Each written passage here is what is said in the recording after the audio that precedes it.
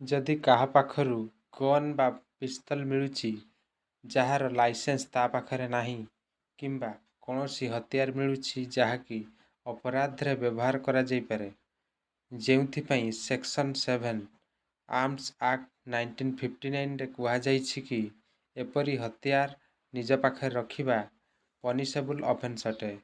ଯଦି କାହା ପାଖରୁ ଏମିତି ହତିଆର ମିଳୁଛି, ଆର୍ମସ୍ ମିଳୁଛି, ଆମିନେସନ୍ ମିଳୁଛି, ଗୋଲାବାରୁଦ ମିଳୁଛି, ଆର୍ମସ୍ ଆକ୍ଟ 1959 ସେକ୍ସନ୍ 25 ଯିବାକୁ ପଡ଼ିବ। ଆପଣଙ୍କୁ 7 ବର୍ଷ ପାଇଁ ପନିସମେଣ୍ଟ ଯାହାକି ବଢ଼ିକି 14 ବର୍ଷ ଓ ଫାଇନ୍ ହୋଇପାରେ। ଆପଣଙ୍କୁ ଜାଣିବା ଦରକାର କେବଳ ହତିଆର ରଖିବା ପାଇଁ ପନିସମେଣ୍ଟ ହୋଇପାରେ।